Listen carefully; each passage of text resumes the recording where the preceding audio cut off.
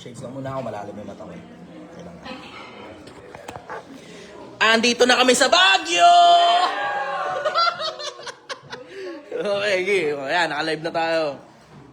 Gi. Pakapunan ba? Sakto. May awarding kasi ako dito eh. Eh, tumawid na ako. Supposed to be, dapat simula sa Tarlac muna. Pagkagaling ng Pampanga, diretso dapat sa Tarlac. Ayan. Okay, banatan natin yung mga tanong nyo habang kumakain. Ako magsishades lang muna kasi napakalalim ng mata ko, nakakahiya. Wala. Ano naman po yan? Okay, go. Eh, maya. Chance ko na yan. May notes eh.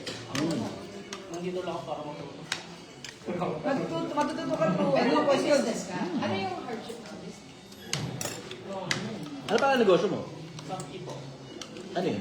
Coffee shop po. Oh, promote mo na. Oh. Promote mo yung coffee shop mo. Go! Ano ba? Paano ba? Promote mo na. Go! Alala ka. Hindi, sabihin mo lang yung sabihin mo lang yung kapihan, tapos saan yan, tapos ano specialty. Yun, pwede po kayo mag-visit sa Navy Base. So, pangalan po is Kapi. Nasa loob po siya ng salon. So, pagpapagawa po kayo ng buhok, nandun na rin po yung food. Kung nagutom po kayo na iinom, pwede po kayo mag-order direct mo. Dito kami ngayon sa Buds and Tommy. Itong Buds and Tommy na to, andali. Tatayuan ko muna sandali yung pagkain ko. Pakita ko lang sandali sa inyo itong Buds and Tommy. Itong Buds and Tommy na to, medyo may katagalan na to. Sumabay sila sa Project 1M. Tapos ito, makikita ninyo dito, ito yung sinigang na baka nila. Tapos meron diyang, ayan o, may logo ng Project 1M nandun. Tapos, ito si brother, regular na nanonood sa akin to. Hello. Hello. Brother, may-aring Buds and Tommy. Hello, Invitahin mo sila. brother. Invitahin mo sila.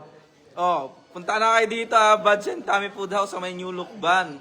77 New Lucban sa mismong JM Mendoza Dormitel. Yan, JM Mendoza Dormitel. Yan, Buds and Tommy. Ito, pagtingin ko rito nung nakaraan pa, nakita ko meron silang malaking logo ng Project 1M dyan. O yan, bang! So ngayon, lahat ng mga regular na nanonood sa akin, yan, pwede silang pumunta rito. Tapos makikita nila dito yung yung meron din dito silang sinigang na baka. Kaparehas din ito nun sa akin. Wala naman kailangan bayaran.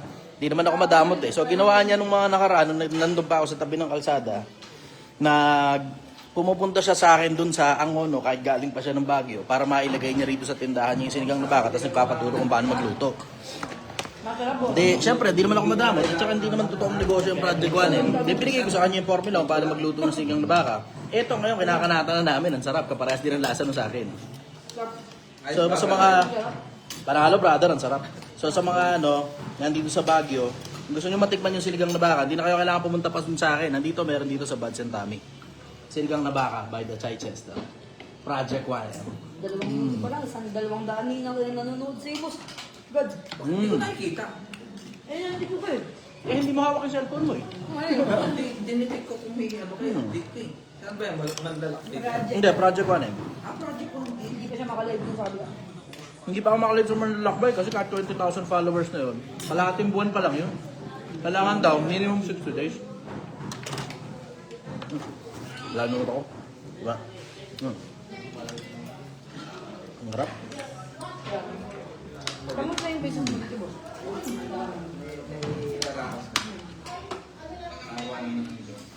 Ganda yung posisyon mo kasi di ba hotel to? Dormitory.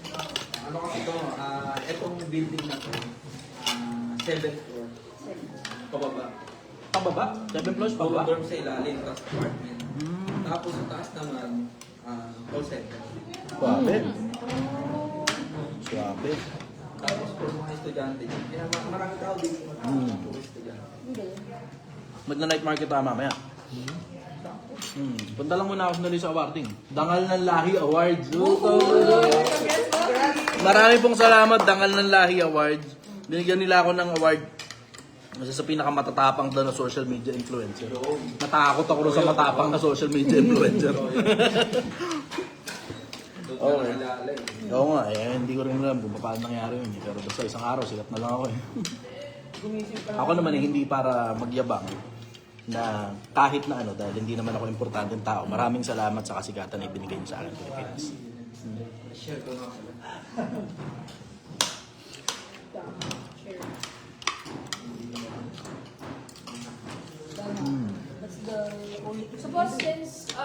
sa Project 1M naka-live ngayon. Mm.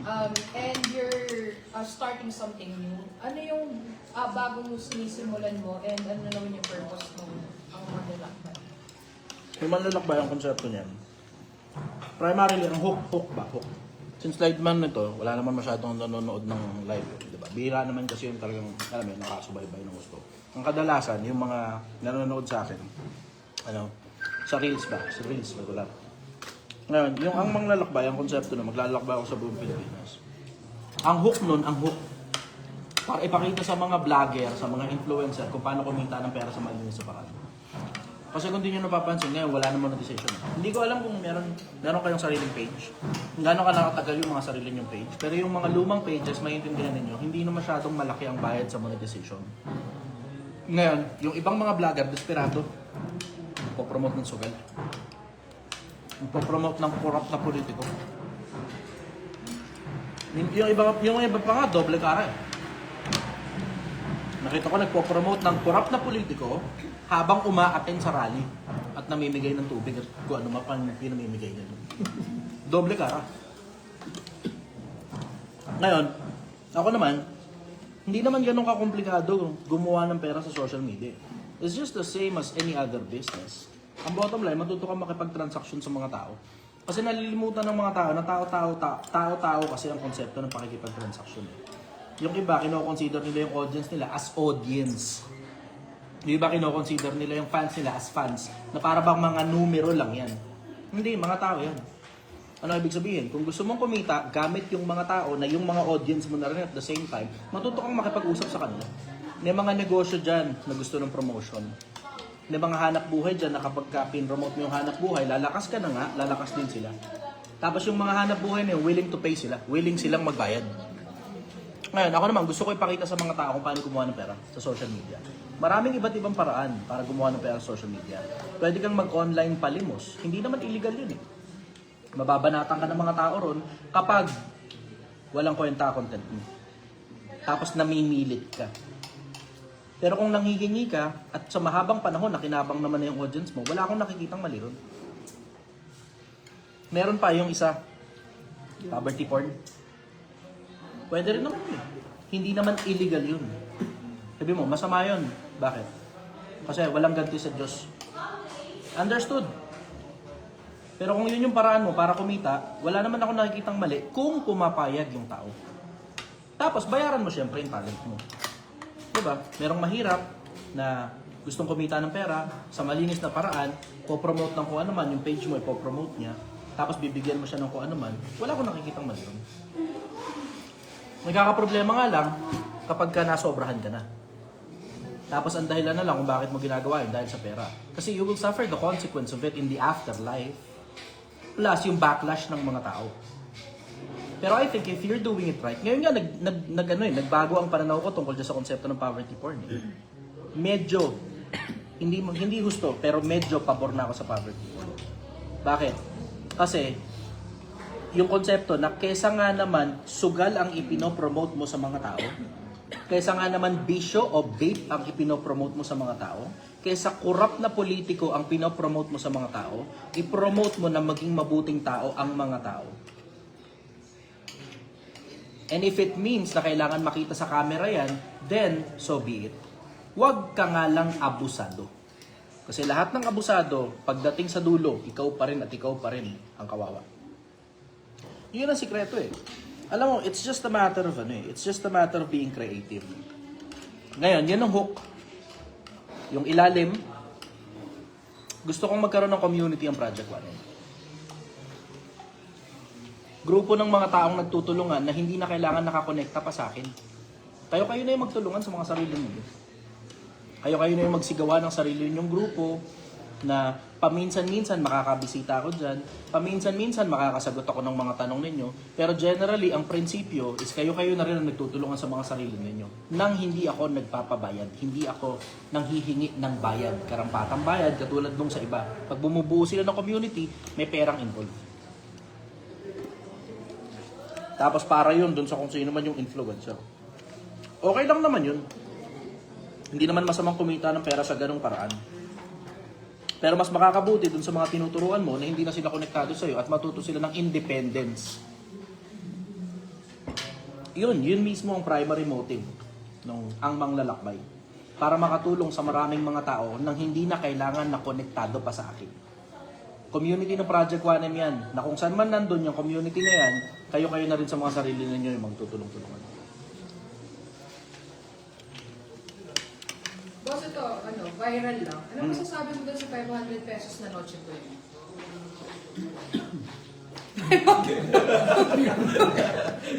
Tanong sabay, alis ah. Ayaw niya ba? Kulang sa kanya kasi gusto. Kulang sa kanya yun. Ano? Yung konsepto kasi ng Noche Buena, ito is supposed to be a feast. Hindi yan panahon ng scarcity. Panahon yan ng pagpapalawak. Panahon ng pakikipagkita-kita. Panahon ng pag-alala dun sa mga nauna. Ang konsepto niyan, pagsasama-sama, tapos pagiging masaya. It's merrymaking. Supposed to be.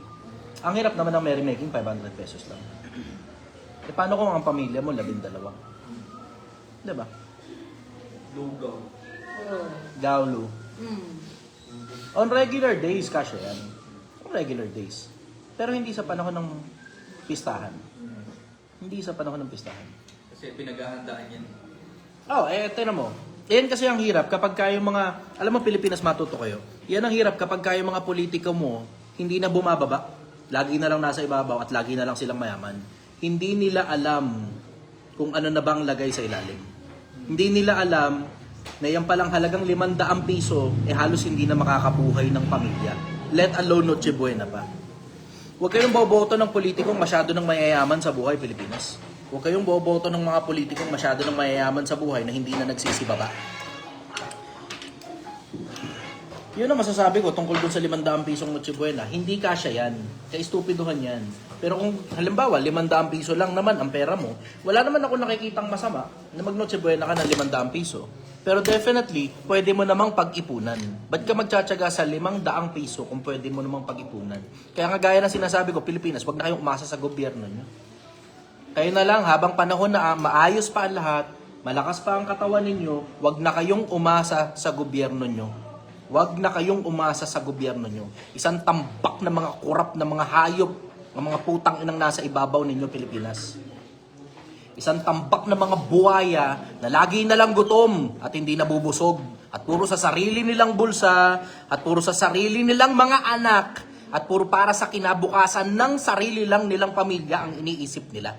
Huwag na kayong umasa sa mga politiko ninyo. Kayo na mismo, sa mga sarili ninyo, ang gumawa ng paraan ng ikakaalagwa ninyo. Tignan mo mga hayop na yan, 500 piso daw kasya para sa Noche Buena. Ikaw putang ina mo ka, kung sino ka mang nagsalita na kasya ang 500 pisos para sa Noche Buena, ikaw ang putang ina mong mag Noche Buena ng 500 pisong hayop ka. Yun ang masasabi ko sa'yo. Ikaw ang mag Noche Buena ng 500 piso. Tignan natin kung kumasya yan para sa pamilya mong mga gutom na mga buhay ang katulad mo. Yun ang masasabi ko sa inyo. Sige, doon tayo sa mga tanongin nyo. Follow ka na. Nakaka-high blood ba itong ano? Kasi pinigang na ba ako? Kaya nga ako laging galit eh. Sinigang na ba kayo pagkain paro? Siguro. Sakto. Hindi tumaas yung ano natin energy. Tang inagago ang puta. 500 piso daw. Doon sa kung sino man ang nagsabi. Hindi, doon na tayo sa mga tanong nyo. Okay, go. Pagsilbayan natin mga tanong nyo. Your, time to shine. Ikaka-improve ng buhay.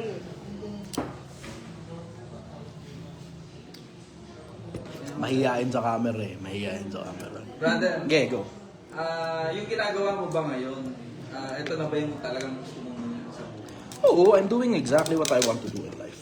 Ginagawa ko yung gusto kong mangyari sa buhay ko. Ako naman, retirado na ako, maligaya na ako sa lahat ng achievements ko. So, sa mga nangungulit na tumakbo sa politika, hindi po ako interesado. Mukha lang po akong corrupt na politiko.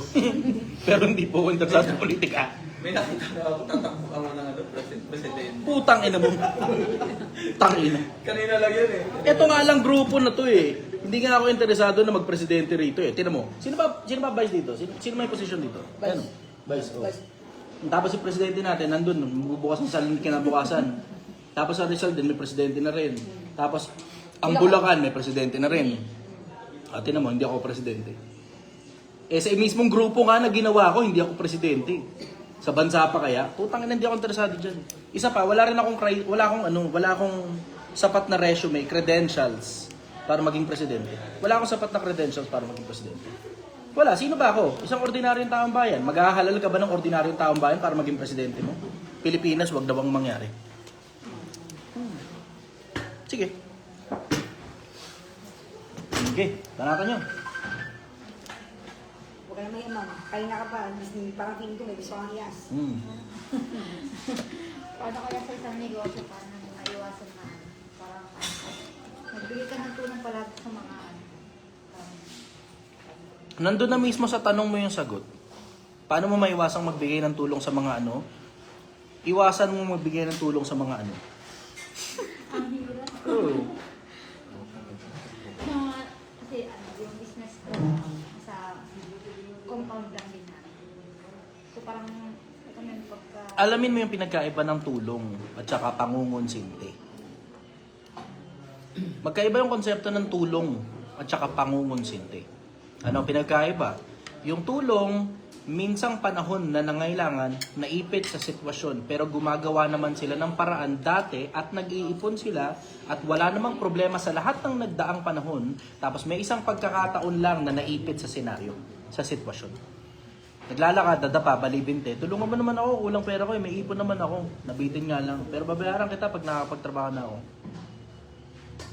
Napagbintangan ako nakulong ako, nakabangga ako O hindi man, hindi ko sinasadya, nakabangga ako, patayong tao, ngayon nakakulong ako. Tulungan nyo naman ako para mailabas ko yung sarili ko sa kulungan. Pero meron naman akong ipon, yun yung gagastusin ko, naubos nga lang. May ipon. Naghahanda sila sa kinabukasan. Yun ang tulong. Minsang panahon lang na nangailangan. Dudugtungan lang kailangan. Pero, yung pangungonsente, putang ina mo, buwan-buwan. Kailangan ng pang-ilaw, tubig, renta, ilaw, tubig, renta, ilaw, tubig, renta, ilaw, tubig, renta. Tapos lahat ng pera, inuubos nila, kada deliver ng Shopee, bayad ng bayad dun. Putang ina, tinan mo, day tawa ka ngayon. Sakto, no? Yan ang sinasabi ko sa iyo. Diba? Yan ang sinasabi ko sa inyo. Tigilan nyo kasi yung katutulong sa mga putang inang mga tao na hindi naman talaga kailangan ng tulong. Ang kailangan nila, pabayaan nyo silang malunod para matutong lumangoy. Bayaan nyo silang malunod para matutong lumangoy. Hindi lahat ng tao dapat tinutulungan. Kasi may mga tao, gumagawa ng masama, humihingi ng tulong para gugulin yung tulong mo sa katarantaduhan nila. Ayaw nilang mag-ipon, ayaw nilang magtrabaho ng maayos, either tatamad-tamad o lintikan luho, pag nabitin sila, sa'yo aasa. Gago. Yun ang masasabi ko rin. Paano mo titigilan yan? Pwede kang kumalas, pwede mong hindian. Magagalit sila? Oo, tiisin mo. Wala namang ibang paraan Tiisin mo. Kaya nandun ka o nasa malayo ka, tiisin mo. Pero hindi ang ibig sabihin yan, huwag kang mag-ambag sa mga bagay na kinonsumo mo. Ang tawag doon, buraot. O kaya kita mo, diba? Ito, restaurant ni brother. Kahit pa sabihin mong may Project 1M na logo dyan sa harap, hindi ako buraot, nagbayad ako. Nagbayad ako. Para sa kakainin namin ngayon, kung magdadagdag si brother, it doesn't matter, pang bottom line, nagbayad ako. Hindi para burautin ko yung community na ginagawa ko. Hindi itong community na to para sa akin. Itong community na to para dun sa mga tao na matutulungan ng community, hindi ko naman kailangan ng tulong. Kayo nang bahala kung anong gusto ninyong itulong sa akin, pero ultimately, wala naman akong kailangan Wala akong kailangan. Hindi nyo na trabaho na suplayan yung gusto ko. At hindi nyo rin lalo trabaho na suplayan yung pangangailangan ko. Kasi personal, okay ako sa buhay ko. Maligaya ako sa lahat ng bagay na meron ako at maligaya din ako sa lahat ng bagay na wala ako. Hindi ang ibig sabihin niyan sobrang dami kong pera. Pero ang ibig sabihin niya, nagkakasya ako sa kung ano man yung meron ng konti lang. Maligaya ako sa lahat ng meron ako. Higit sa lahat, maligaya ako sa direksyon na tinataha ko sa buhay. So yun. Questions, go. Hindi, bira nyo. Mafi, bira mo nga yung mga questions dito kasi hindi ko mabasa kasi pag nagsasalita ako. O sige, entertain ako ngayon ng question dito sa social media. Idol, sabi, may chance daw mo magkaroon ulit ng PKK. Yung KKK, grupo yun na binuo nila noon. Pwede ka naman bumuo ng KKK ngayon. Gusto mo, YYY pa. Grupo yun na binuo nila noon. Kataas-taas ang kagalang-galang ang katipunan. Nagtitipon-tipon sila noon. Tinawag nilang katipunan yung pagtitipon-tipon nila, yung grupo nila. Yun ngayon yung KKK. O, ngayon, pwede pa bang maulit yun? Pwede. Papangalanan mo lang naman yung grupo mo ng KKK. Diba? Tapos papanindigan mo yung mga bagay na gaya ng dating pinaninindigan nila na hindi nagpapasakop sa kung sino man yung nananakop. Naninindigan sa mga bagay na tama. Pwede naman, kung gusto mo. Pero sa akin, as a form of respect sa KKK, huwag nyo nang gamitin yung pangalan ng KKK. As a form of respect para sa KKK, huwag nyo nang gamitin yung pangalan nyo. Maayos na yung legacy nila, baka masira. So nyo, pangalanan yung grupo nyo, Project 1M. Okay lang naman sa akin. Hindi naman ako madamot eh. Sige, tayo sa mga tanong nyo. Go. Welcome ko lang muna, Kuya Gob. Hi. Hello, brother. Magandang gabi sa'yo, Kuya. Magandang gabi sa'yo, Kuya. Ating governor nandito. Si Kuya Gob.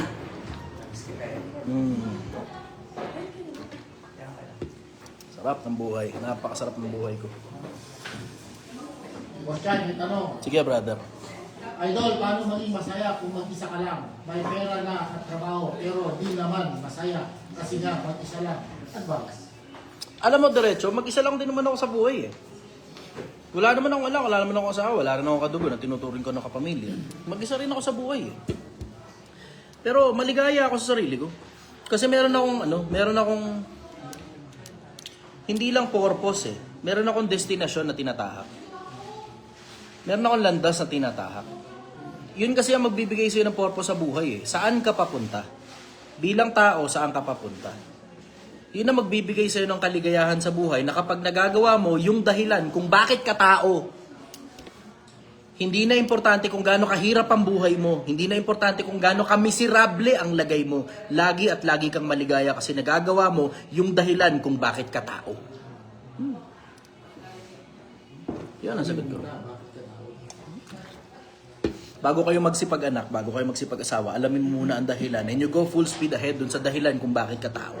Kasi may mga tao, hindi pa nga sila tao, nagsisipag-anak na. Hindi naman kasi ang magpapatao sa'yo yung dami ng pera eh. Yun nakakala ng iba eh. Pag marami pera, tao ka na. Pag may ID ka na, tao ka na. Hindi yun naman pag magpapapaging tao sa'yo. Hanapin mo muna yung dahilan kung bakit ka tao. Kasi ang mahirap niyan, hindi ka pa tao, hayop ka pa. Tapos nag-aanak ka na ng mga kamukha mo rin na mga hayop din. Tingnan mo yung mga tao sa politika. Tao ba yung mga hayop na yan? Wala nga silang pakialam na nalulunod ang mga Pilipino sa baha. Na normal na lang na nangyayari taon-taon. Na para bang putang ina, para bang every time na lang na magkakabaha, parang kailangan na lang nating maging masaya as a form of adaptability. Maging masaya na lang tayo kasi buhay pa tayo. Pero tang ina, may pondo pala. Tapos napupunta sa bulsa ng iilang pirasong mga tao na hindi mga tao yung mga loob nila. Mga pinanganak na mga hayop yung mga yan. At nagsisipag-anak pa sila at nagsisipag-parami pa sila ng mga katulad din nilang mga hayop din. Yan ba tao yan? Dapat nga maputol na lahi ng mga yan eh. Diretso. Mahirap lang sabihin sa social media pero may resolution dyan sa mga yan eh. May resolution dyan. Hirap lang sabihin sa social media. Pero may paraan para matigil yung ganyang ginagawa nila. Hirap lang sabihin sa social media kasi it involves violence eh. May paraan para matigil yan. Tignan mo, sampulan mo. Pag hindi nagsibaba sa opisina nila yung mga putang inang yan, pag alam na nilang sila nasusunod. Sampulan mo. Yan, yun ang sagot ko. May mga tao talagang hindi talaga tao eh. Tangina, nalulunod yung kapwa-tao mo, okay lang sa'yo para masarap ang buhay ng anak mo. Tangina. Tangina. Ito niya, nakuha mo nga, wala akong destinasyon. Hayop pa. Sino? Ako? Yung question na last. Wala akong destinasyon, hayop. Siya na, wala akong destinasyon. Hayop pa. Ngayon, alam mo na alam mo na, ano ngayon ang gagawin mo?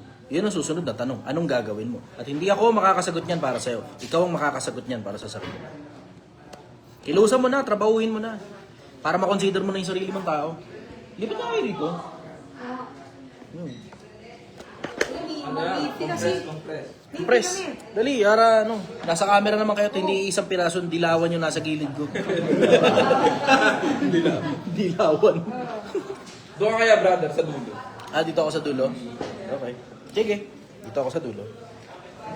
Ako ay attend mamaya ng ano, ng awarding ceremony. Hindi ko nga alam eh, pero ang sabi eh, marami daw na late. So I'm under the impression na, ano, na hindi pa masyadong maraming tao ron. Kasi nasa Baguio kasi kami ngayon. Siksik na lang natin ang konti. Nasa Baguio kami ngayon, may awarding kasi, kaya nakaganito ako. Pero supposed to be, ang plano ko sana, sa ano kami, sa, anong tawag dito? Sa Tarlac. Supposed to be, yun ang susunod, pagkatapos ng Pampanga, Tarlac eh. Pero dahil may awarding, okay, sige, dito na muna tayo sa Baguio. Okay, sige. Okay, next question, go. Doon tayo sa mga ano, tignan nyo nga yung mga tanong sa social media. Kung may mga tanong kayo, pwede nyo isingit, go.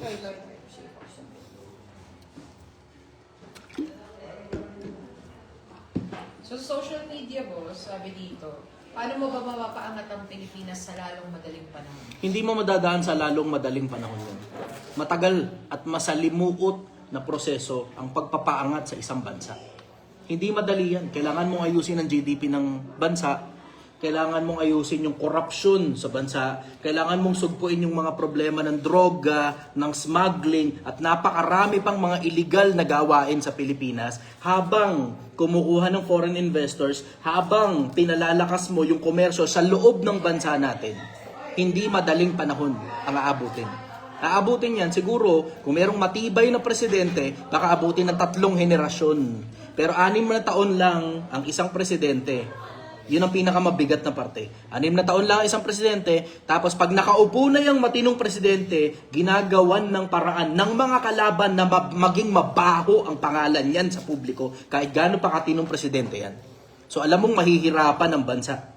Alam mong mahihirapan. Kasi tinan mo, pansinin mo, si Eli San Fernando, pinakikinggan ko, siya mismo nagsasabi, lahat halos ng parte ng gobyerno korap.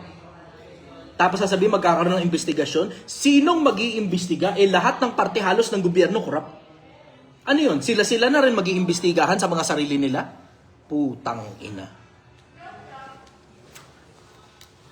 Kaya alam mo, kaya tinan mo, pansinin mo Pilipinas. Sumasama ako dyan sa mga rally-rally na yan. Bakit ako sumasama? Para makita ninyo kung ano nangyayari sa rally. Para makita ninyo kung ano nangyayari sa rally. Kasi kung hindi rin lang naman tayong mga tao, tayong ordinaryong taong bayan, na mga nasa ilalim ng lipunan ang magsasama-sama para gawa ng paraan ng putang inang korupsyon na yan, sinong gagawa ng paraan para dyan sa korupsyon na yan? Sinong gagawa ng paraan para maialis yung putang inang korupsyon na yan? Ano? Sila-silang mga korap ang mag-iimbestigahan sa isa't isa? Putang ina naman. Tang ina. Ngayon diretso, hindi madali ang paangatin yung bansa natin. Hindi madali. Hindi madaling pauwiin ang mga OFW natin. Hindi madaling pausadin ang buhay ng mga magsasaka natin. Hindi madaling paangatin ang buhay ng mga mangingisda. Hindi madaling paangatin yung minimum wage ng mga ordinaryong taong bayan. Hindi madali. Pero may paraan. Aayusin mo sarili mo. Doon ka muna magsisimula sa sarili mo. Sarili mo muna. Ikaw muna sa sarili mo. Huwag mong problemahin yung bansa. Ikaw muna sa sarili mo. Yung ayusin mo yung sarili mo. Tapos paangatin mo, personal, yung buhay mo. Tapos papapanood ka ng mga anak mo, tapos gagayahin ka nila. Tapos paglipas ng 3 henerasyon, baka sakali na magkaroon na tayo ng matino na gobyerno at pamahalaan. Baka sakali. Pag inayos mo sarili mo. Pero pag hindi mo inayos yung sarili mo, kahit sino pang iboto mo sa mga putang inang nandyan, na mga nangangampanya at maraming pera at magagaling magsalita, ganun at ganun pa rin. Maliban na kung sa'yo, ordinaryong taong bayan, maggagaling yung simula. Yan ang sagot ko. Question dito, boss. Kaya mo bang patunayan na may Diyos? Alam mo, diretso, hindi na para sa akin ang magpatunay dyan. Ako, suggestion ko sa'yo, ikaw na lang mag-research sa sarili mo. Ikaw na lang. Hindi na para sa akin pang patunayan yan. Ako pa ba naman, sa dami ng mga philosophers na mas matatalinong nauna sa akin, ako ba?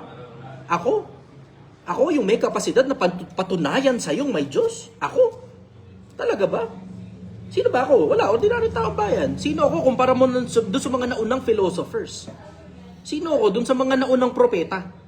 Sino ako doon sa mga naunang hari? Sino ako sa mga naunang presidente? Sino ako? Wala, isang ordinaryong taong bayan, taing pusa.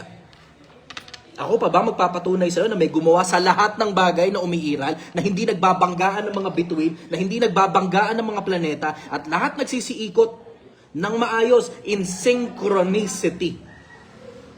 Ako pa ba magpapatunay sa'yo na ang hinihinga mo oxygen, ang nilalabas mo carbon dioxide, na kailangan naman ng halaman yun, at ang inilalabas naman ay oxygen?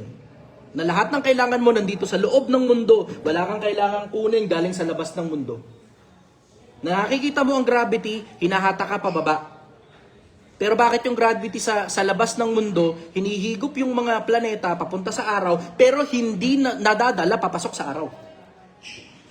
Ano yung counterforce nun? Ano yung counterforce? Ang tawag nila, dark energy. Hanggang ngayon, hindi pa rin matuklasan kung ano yung putang inang dark energy na yan, halos walang detalye. Ako pa ba magpapatunay na may Diyos? Ako pa ba magpapatunay ng DNA? Na pag tinignan mo yung DNA, isang maliit na pagkakamali, hindi magmumukhang tao ang tao, hindi magmumukhang aso ang aso, hindi magmumukhang pusa ang pusa, hindi apat ang paa niyan, at hindi dalawa ang paa natin, hindi dalawa ang kamay natin, at hindi dalawa ang mata natin. Isang maliit lang na galawin mo, hindi magiging ganito ang itsura ng tao. Pero pare-parehas ang itsura ng mga tao. Kaya alam mo, pag may walang kamay, alam mong hindi normal yun. Alam mong pag may walang paa, hindi normal yun. Dahil alam mo itsura ng normal na itsura ng tao. Paano nangyari yan? Paano nangyaring tao lang ang nakakapag-isip ng katulad natin? Wala sa mga hayop ang nakakapag-isip ng katulad natin. Paano nangyari yan?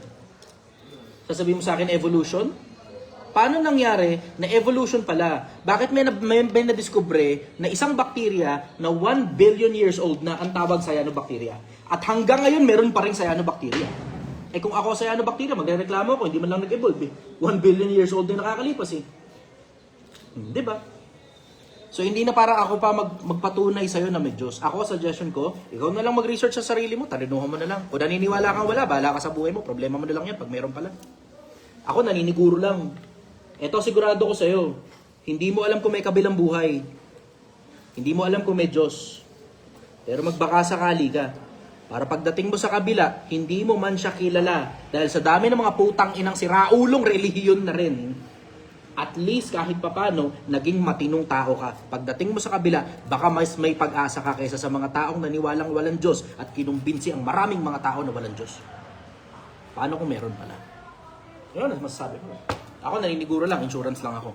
Naniniguro lang, insurance ako. Sige, next. Meron dito, boss, ang question niya, kung ikaw, halimbawa, ang presidente o leader ng bansa, Ang hindi ano ang nangyayari. magagawa mo para sa ikabubuti niya? Wala, hindi ako magiging leader ng bansa, hindi ako magiging presidente ng bansa. Sa diretsyon kita, wala. Yun ang sasagot ko sa'yo, wala. Yun ang sagot ko. Hindi ako tatakbo sa politika, hindi ako interesado dyan. Hindi ako interesado dyan. Unang-una, hindi rin naman ako maboboto eh. Why would I bother? Diba? Why would I bother? Hindi ako maboboto. Yun. Sasayangin ko lang yung boto ng taong bayan pag binoto niyo ako. Huwag ako. Iba na lang. Marami naman dyan. Sige, next.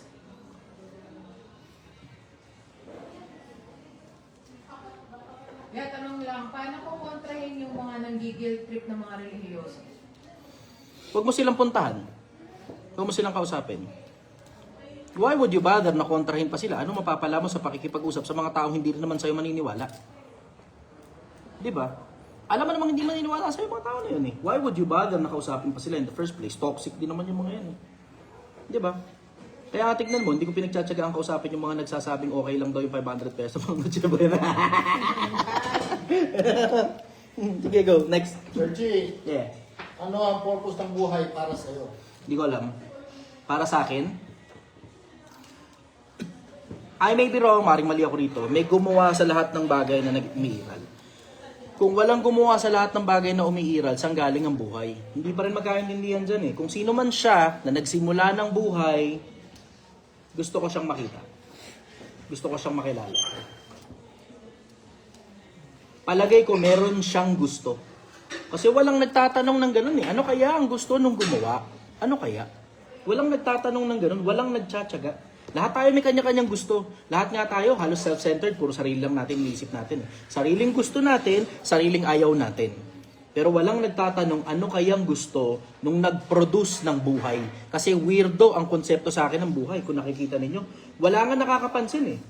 Na sa dami ng bagay na walang buhay sa buong universo, napakakonti lang ng buhay. Wala pa nga tayong makitang buhay sa ibang planeta eh. Katulad ng buhay ng mga hayop at ng mga tao. Ang meron doon parang bacteria lang eh. Pero isipin mo, tangina, ang weirdo, ang sobrang complex ng konsepto ng, sobrang complex ng ideya ng buhay. Meron kang isip, meron kang puso, meron kang konsensya, may nakikipag-usap sa'yo ng tama at mali, may nakikipag-debate pa sa'yo, tapos meron pang yung katulad ng kaninang tanong, sabi niya, paano mo kukontrahin yung mga taong nanggigil trip tungkol sa religion? Eh sa isip mo lang ha, ikaw na mismo gumagawa ng paraan para kontrahin yung mga yun eh. Ikaw mismo yung nag-formulate ng idea kung paano ba kontrahin yung mga hayop na yan. Diba? So ibig sabihin, ikaw mismo sa sarili mo, mayroong nasa loob mo na nagro-role playing. Hindi konsensya yun. Kasi hindi mo naman masabi kung tama ba o mali yung sinasabi nung nagro-role playing sa loob ng isip mo eh. Di ba pag may kaaway ka, pag sinabi niya to, ito sasabihin ko. Pag ginawa niya to, ito gagawin ko. Nasa isip mo lang yun. May nagro-role playing sa isip mo. Tapos, habang may ginagawa ka na dapat busy ka dun sa ginagawa mo, naiistorbo ka ng mga bagay na role playing ng isip mo. Saan galing yung konsepto na yun? Tapos ang memorya, ganun din. Bakit ganun? Yung memorya ng tao na meron tayo, antindi. Antindi ng memorya na meron tayo. Natatandaan natin yung sobrang daming bagay na hindi natin kailangan na actively mag-delete. Hindi katulad kapag halimbawa, merong, di ba, yung storage device mo sa cellphone mo, di ba? Pag napupuno yung memory nito, kailangan kang mag-delete manual. Yung sa atin, automatic deletion. Tapos, ito pa malupit. Pag may bagong bagay ka natututunan, nagdadagdag ng panibagong memory yung isip mo. Para doon ilalagay yung mga bagong bagay na natutunan mo. Nagdadagdag siyang bagong brain cells. Ang lupit. Eh, isipin mo, yung konsepto lang na yun yung konsepto lang na yun, hindi ko kaya paliwanag yun eh. Pero sinong pinagmulan yan? O anong pinagmulan yan? Ano kayang gusto nung pinagmulan niyang ganyan? Yun ang hinahanap ko. Palagay ko, yun ang purpose ng buhay. Palagay ko, nanghuhula lang ako. Pero palagay ko, yun ang purpose ng buhay. Hanapin mo kung anong gusto nung gumawa. Yan. Next. Idol, paano malalaman kung napatawad na ng Panginoon? Meron bang sagot sa Bible? Pag hindi mo na inuulit-ulit yung parehas na pagkakamali. Kasi dalawa yan eh. Ikaw na humihingi sa Diyos at yung Diyos na nagbibigay. Pag ibinigay sa iyo yung kapatawaran, hindi mo na inuulit-ulit yung parehas na pagkakamali. Napipigilan mo na. Ngayon, ano ibig sabihin? Ang ibig sabihin nun, kung sakali man na magkaroon ulit ng pagkakataon na ulitin mo yung parehas na pagkakamali, dahil napatawad ka na, magkakaroon ka ngayon ng depensa para mapigilan mo yun. Choice mo na lang kung uulitin mo ulit. Di ba kasalanan ng hindi paglilingkod sa Diyos? Paano kung doon ka naman nagkukulang? Ulit-ulit. Di ba kasalanan ng hindi paglilingkod sa Diyos? Diba? Kailangan consistent tayo. Kailangan magsimba, magbibigay ng tithe. Paano naman kung... Hindi utos ng Diyos sa panahon ng Kristyanismo pagbibigay ng O yung pagbibigay sa kapwa. Eh di dadagdag ka. Sino ba namang hindi nagkukulang? Tama. Kaya nga tinawag na kulang eh. Ano ibig sabihin? May kasapatan. Hanapin mo ngayon kung nasan yung kasapatan, tapos magdagdag ka kung palagay mo kulang. Tama. Yun na mismo yun. Sa'yo nga nang galing, kulang eh. Ano ibig sabihin? Kailangan dagdagan para makompleto. Kaya nga yung 500 piso niya, maniwala ka sa akin, kulang talaga sa Noche Buena yan. Sige, go. Next question. Ina Karayashi ang tanong. Advice naman, paano umasenso ang mag-asawa? Hindi ako qualified na magsalita tungkol dyan. Pero meron akong idea. Bahala ka na kung kaya mong i-execute ito o hindi. Pero ulitin ko, hindi ako qualified na magsalita tungkol dyan dahil wala pa naman akong asawa. Okay, ito ngayon ang idea ko. Dapat meron kayong magkaibang goal, tapos meron kayong common goal. Kung gusto mong malagwa sa pagpapamilya, dapat ikaw na lalaki may hinahabol ka. Ikaw na babae may hinahabol ka rin. Tapos kayong dalawa, dapat parehas kayong may hinahabol na magkasama. Tignan mo, ano ngayon ang mangyayari? Dahil parehas kayong busy, wala kayong oras para mag-away. Tapos dahil parehas kayong may hinahabol, kayo na rin na magsisipag-usap kung kailan ba kayo magkikita. Tapos dahil parehas kayong may hinahabol, lahat ng oras na magkasama kayo, susulitin ninyo. Dahil sa sobrang busy ninyo, napakabihira lang na pagkakataon yan. Tapos dahil parehas kayong may hinahabol, parehas din kayong umaalagwa ng magkahiwalay dun sa pagkahiwalay ng mga hinahabol ninyo, pero parehas din kayong umaalagwa dun sa pagkaparehas na hinahabol ninyo. Kung gusto ninyo ng bahay, paghirapan ninyong dalawa na yung isa, lumaki yung kinikita niya, tapos yung isa, mamintin na niya yung nasa looban ng bahay. Para itong gumagawa ng pera, walang sakit ng ulo sa loob ng bahay. Ang focus niya, gumawa ng pera, makakapagparami siya ng pera. Tapos ito namang nasa loob ng bahay, you damn make sure na ikaw na gumagawa ng pera, dapat nasasapatan mo itong nasa loob ng bahay. Bakit? Paano makakasapat kung dahop na dahop at 500 lang ang panatsabuhin? May pera pinag-uusapan eh. O tama. Oo. Sige, Boss, go. sabi dito, boss, pwedeng pa-discuss mo yung konsepto ng YOLO. You only live once. Yung konsepto ng YOLO kasi weirdo yan eh. Ito napansin ko, maaaring mali ako dito pag chinik ko sa Google. Pero ito napapansin ko sa ugali ng mga taong YOLO. Ubusin na natin ngayon, bala na bukas. Magpakasaya tayo ngayon, di baling miserable bukas. Hindi ako naniniwala sa ganung konsepto. Naniniwala ako sa konsepto na hindi baling miserable ako ngayon basta maganda yung kinabukasan ko. Sabi mo, paano pag hindi na dumating yung bukas? Hindi na importante. Bakit? Kasi tinrabaho ko yung para sa bukas na hindi naman na dumating. Pero paano pag dumating? Kasi tandaan mo, averaging, nasa 60 years ang buhay. Niyolo mo, 20 anyos ka pa lang. Sinobrahan mo sa pagkayolo, nagkaanak ka, gaga. Tapos ngayon, single mother ka, niyolo mo eh. Tapos ngayon, you have to live the rest of your life in agony nang ikaw lang mag-isa ang nagpapalaki sa anak mo habang naghahabol ka doon sa putang inang hindi nagsusustento. Pinili mo kasi yung putang inang tatuan na nakaputing t-shirt, na nakaputing cap, na mabango, na sobrang sira ulo kasi yan ang type mo. Tapos medyo singkit pa, parang Koreano.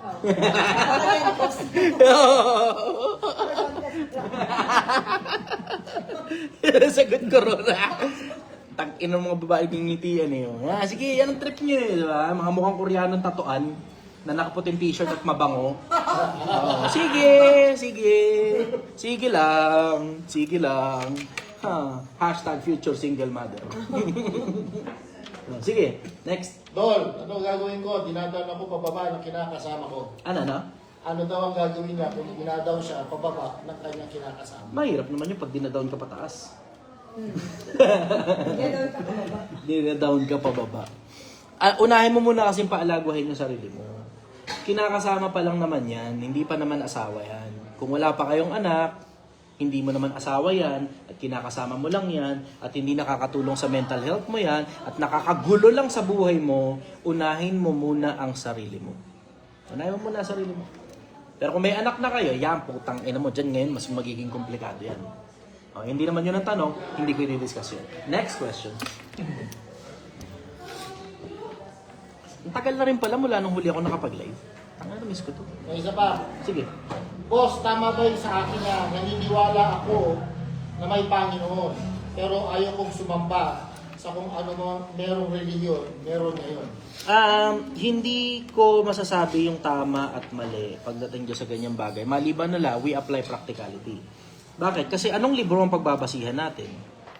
Kung Biblia pagbabasihan natin, may nakasulat sa Biblia, ang dalisay na relihiyon eh. Hindi mo naman kailangan sumamba doon sa relihiyon dahil wala naman nakasulat sa Biblia, sambahin ang relihiyon. Wala nakasulat doon. Pero, knowing, alam mo, you need to take a step back eh. Kailangan umatras ka muna ng sandali eh. Ano ba ibig sabihin ng relihiyon? Kasi may mga tao, hindi talaga alam kung ano ibig sabihin ng relihiyon. Yung relihiyon, galing sa salitang Latin na religare. Religio. Re means again, ligio means to tie. To tie again. Bakit? Kasi nahiwalay ang tao sa Diyos. Religio. Para kumonekta ka uli sa Diyos, kailangan mo ngayon ng pangkonekta. Yung pangkonekta, yun ngayon yung magtuturo sa'yo sa lahat ng bagay na may kinalaman dun sa gusto ng Diyos. Ang tanong, saan mo kukunin yung mga gusto ng Diyos? Supposed to be, yung relihiyon, dun nang gagaling. Bakit? Kasi yung salitang relihiyon, galing yan originally dun sa salitang treskiya. Yung salitang treskiya, pag inugat mo kung ano ibig sabihin ng salitang treskiya, ang ibig sabihin nun, ceremonial observance / worshiping. Pagsamba, ang ibig sabihin ng relihiyon. Pagsamba.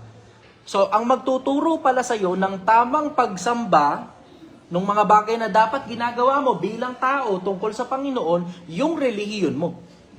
Eto problema, alin dyan sa mga yan? Bahala ka nang humanap. Pero alam mo rin at the same time na merong nagtuturo ng mga bagay na gusto ng Panginoon. Kasi ano ibig sabihin nun? Pag wala kang pinanggagalingan ng turo tungkol sa Panginoon, mag-iimbento ka ng mga bagay-bagay tungkol sa Diyos. At hindi gusto ng Diyos na nag-iimbento ka ng mga bagay tungkol sa Kanya. Hindi siya masaya dun eh. Kasi ikaw ba naman, magiging masaya ka ba naman? Nag-iimbento na lang yung kung sino-sino ng kung ano-ano tungkol sa'yo. Diba? Magiging masaya ka kaya nun pag nag-iimbento yung kung sino-sino ng kung ano-ano tungkol sa'yo. Yun, sagot ko rin. Follow-up question. Next. Meron akong award. Siguro last 2 questions. Sige, go. Meron akong awarding eh. So, saglitan ko lang muna yung awarding.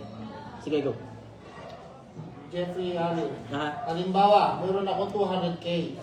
Pero, nangungupahan lang ako, pwede kaya na ibili ko na yung lupa, punayon ng lupa, para kung sakali, mapatayo ko ng bahay.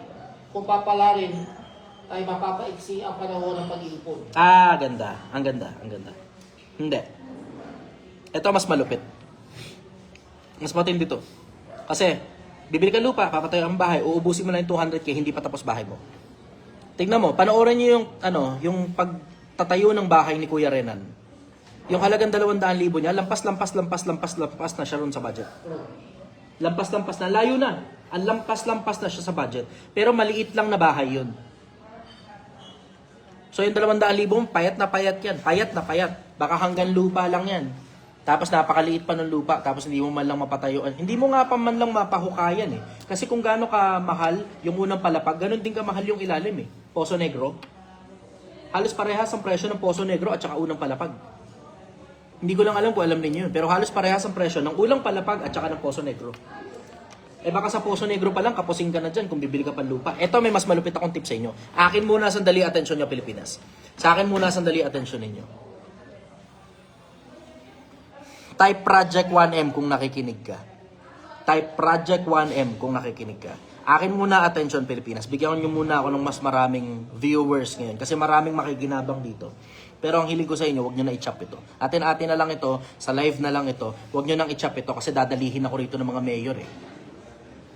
Surefire ito, dadalihin ako ng mga mayor dito. Kasi ginagawa niya nila ng paraan na huwag magkaganito eh. Pero alang-alang sa pag-ibig ko sa inyo, sige, ilalabas ko. Alang-alang sa pag-ibig ko sa inyo, ilalabas ko. Nagagalit sa akin maraming mayor dito, putang ina. Game. Kinakabahan ako rin. Kailangan pa kinabahan, boss. Sige na. Sa pakinabangan ng kapwa-tao, bibigay ko sa inyo to. Ayos, pa 200 na. Bigyan nyo muna ang 200 viewers. 200 viewers, yan. Stay put lang muna kayo, huwag kayo alis. Stay put lang muna kayo, bigyan nyo ang 200 viewers. 197 na. 197 na viewers. 198, 199, 199, 2 o 3. Okay, ito. Ito Akin muna sandali, attention, Pilipinas. Ganito gagawin mo. Ito, huling tanong na to, huling sagot ko na rin to para ngayong gabi. Kasi mag-meeting kami, tapos meron akong awarding. Binigyan ako ng awards dangal ng lahi. Maraming salamat po sa lahat ng nag-nominate at saka mga bumoto sa akin. Thank you very much. Yan, ito. Yung 200,000 mo, kung gusto mo talagang gastusin yan tungkol sa bahay, Ako, ito ang suggestion ko. This is just a mere suggestion. This is not a prescription. It is not an advice. Kung gusto mo talagang gastusin na talagang kating-kati ka ng gastusin yan, punta ka sa hindi. Punta ka sa squatters area. Yung lugar na titulado man o hindi, rights ang binebenta. Rights. Doon sa mga lugar na rights ang binebenta, pwede kang kumuha ron halagang 50,000 sangla tira. Minsan, pag alam mo yun, rural area, minsan mismong lugar na yon na may bahay na, may lupa na rin at the same time. Basta, malapit sa syudad para makakapaghanap buhay ka. Kasi senseless yun kung bibili ka ng rights tapos probinsya. Bakit? Kasi doon lang sa simpleng konsepto na yung halagang 50,000 mo, makakabili ka na ng ng matinutinong lupa niyan sa sa probinsya 50,000 lang. Pero, ito trouble mo, walang bahay. Tapos, napakalayo pa. Pero, kapag sa squatters area, lalo na kung within Metro Manila, tangina magagalit sa akin mga mayor nito. Mga mayor, pagpasensyahan nyo na ha, hindi ko po interest sa dumami ang squatter sa Metro Manila. Ang interest ko lang kung malago yung buhay ng kapwa-tao ko. So pagpatawad mo na sa akin, mayor ha. Ordinaryong taong bayan lang ako. So ngayon, sa mga squatters area sa Metro Manila, 50,000 na sanlatira. Ito lang. Ito ibibigay ko sa inyo. Ito tip ko sa inyo. 3 bagay ang tip ko sa inyo. Tungkol sa sanlatira, 3 bagay ang tip ko sa inyo. Una, huwag kang kukuha ng sanlatira na sila rin mismo yung nakatira. Tapos sasabihin sa'yo, mangungupahan na lang sila dun. Scam yan. Kahit nasa iyo pa ang papel, hindi mo na mapapaalisan at hindi na rin magbabayad yan. Pangalawa, siguraduhin nyo na sa barangay kayo nagpipirmahan. At hawak nila yung dokumento na original ng rights. Hindi Xerox copy. Walang kwenta yan. Original na dokumento ng rights. Tapos sa barangay kayo nagpipirmahan nung sanlatira. Sa barangay. Pangatlo, dapat walang laman yung bahay pag ito turn over sa'yo. Hindi pwedeng may gamit sila doon, hindi pwedeng may tao doon na sila nagpapaupa doon, hindi pwede. Malinis yon, walang tao sa loob, may dokumento at sa barangay kayo nagpirmahan. Labagin mo yung 3 na yan, sasakit ang ulo mo sa rights. Kasi dediretso hinting kita at the same time. Pag hindi mo kabisado ang likaw ng bituka ng squatter, marami sa loob ng squatters area scammer. Wala kang kamalay-malay, yung mga dokumento pala, kaya Xerox copy lang hawak nila, sabihin na nawala yung original, hindi, nakasanla pala sa iba. Tapos ang dami nyo palang pinagsanlaan. And it takes one to know one. Mahabang panahon akong squatter, kaya kabisado ko yan eh. Kabisado ko likaw ng bituka ng squatter. Kaya katignan mo yung bunganga ako, tunog squatter. Hindi lang halata. Bakit? Kasi yung kutis ko, may nag-aalaga. Ano po, ano tawag dito? Love You Medical Spa. Sila yung naging aalaga ng aking.